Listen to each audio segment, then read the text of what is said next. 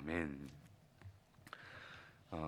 우리가 오늘 읽은 이 요엘서라고 하는 이 성경책은 특징이 하나 있습니다. 그게 뭐냐면 어떤 시대에 쓰여졌는지를 알 수가 없습니다.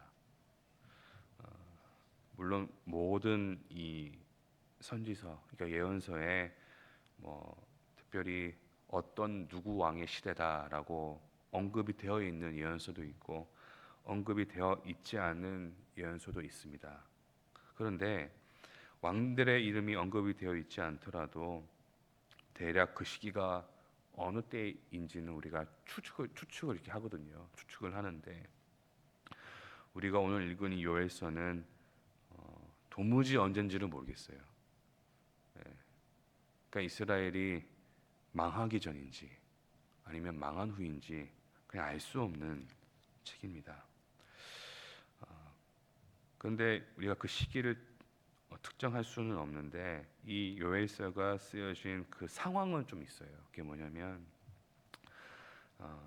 메뚜기로 인한 피해가 극심했습니다. 우리가 이 솔로몬의 기도를 통해서 메뚜기 떼 이야기가 있잖아요. 그런 것처럼 이 메뚜기 떼가 몰려와가지고 정말 이 땅을 완전히 황폐하게 만들어 버린 거예요. 게다가 일반적인 가뭄이 아니라 정말 극심한 가뭄도 있었습니다. 너무 감당하기 힘든 재난과 같은 상황 가운데에서 이 성경이 쓰여졌어요. 그리고 그때가 언제인지 알 수 없고 특별히 그 국가적인 재난을 막아내고 그리고 이스라엘 백성들을 지켜줄 대표자인 왕이 언급되어 있지가 않습니다.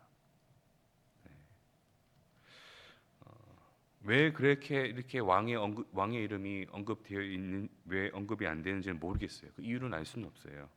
그냥 어떤 사람들은 그렇게도 이야기해요. 뭐냐면 이 어려움 가운데에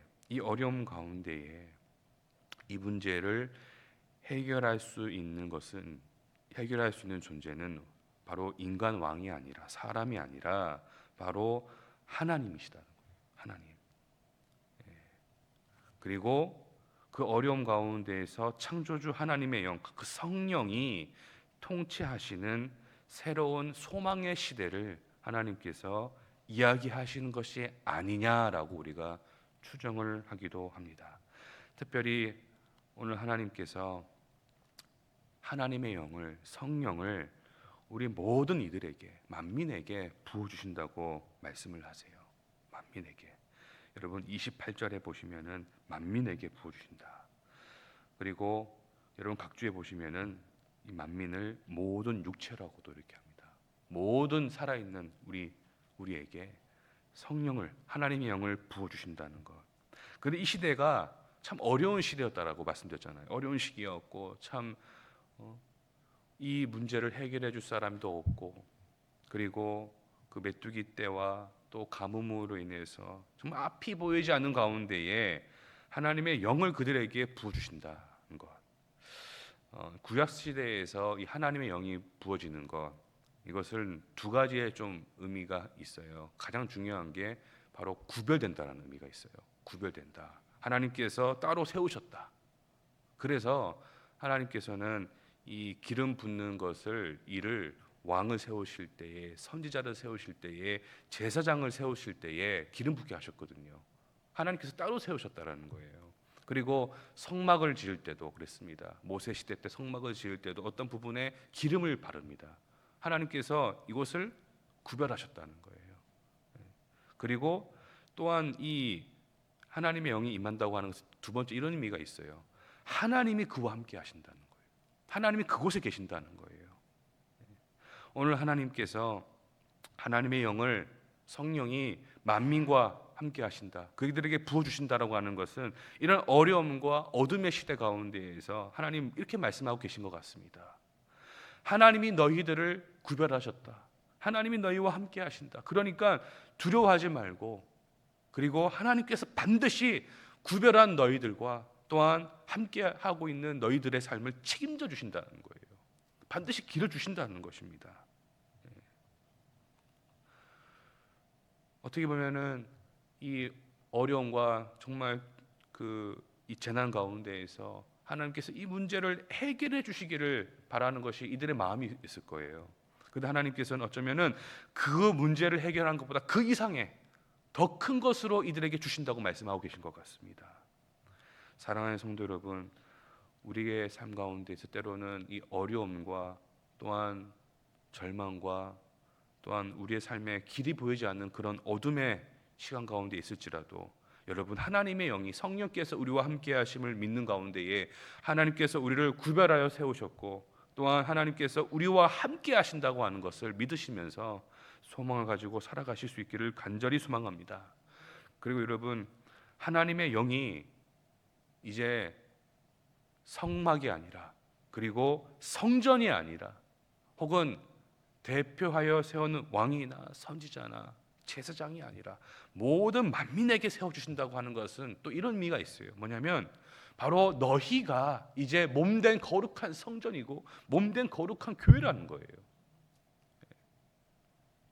그래서 여러분, 건물 중심의 신앙생활을 넘어서야 됩니다.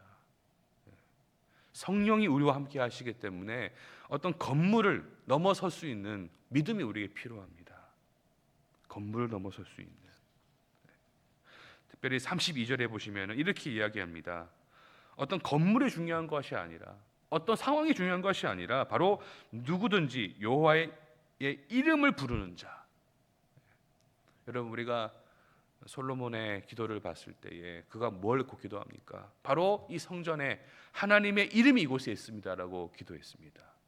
그러나 이제는 여러분, 우리가 그 건물을 넘어서서 즉 성전이 눈에 보이지 않을지라도 그리고 우리 눈에 교회가 보이지 않을지라도 내가 교회 안에 있지 않을지라도 혹은 내가 살아가는 삶의 자리가 어둠이 있고 절망이 있고 괴로움이 있는 자리라 할지라도 그곳이 어떠한 곳이든 그곳에서 하나님의 이름을 우리가 부를 수 있다는 거예요. 우리가 하나님의 이름을 부를 때에 하나님의 역사를 경험할 줄로 믿습니다, 여러분. 그래서 여러분, 때로는 여러분 우리가 주일날 예배가 끝나고 혹은 이 아침에도 이곳에서 기도회가 끝나고 다시 삶으로 돌아갑니다. 삶으로 돌아가는데 우리의 삶의 자리는 어떤 우리가 생각하는 아름다움이 혹은 우리가 생각하는 은혜로운 일들이 없을 수도 있습니다. 우리가 오늘 찬송을 불렀는데 우리의 삶의 자리에는 어떻게 보면 찬송이 없는 것처럼 보일 수도 있습니다. 그러나 그런 곳에서도 여러분, 하나님께서 우리를 구별하여 세우신 몸된 성전이고 교회임을 믿으시기 바랍니다. 여러분이 살아가는 그 삶의 자리가 이제는 여러분 성령의 충만함을 하나님의 영을 경험하고 그 다음에 하나님의 이름을 우리가 고백하는 가운데 부르는 가운데에 역사가 나타나는 것을 믿으시면서 여러분의 삶을 통해 일하시기 원하시고 역사하기 원하시는 그 하나님의 크신 은혜가 저와 여러분에게 나타나기를 간절히 소망합니다. 여러분, 오늘은 목요일입니다. 오늘은 가정과 이웃들을 위해 기도하는 날입니다.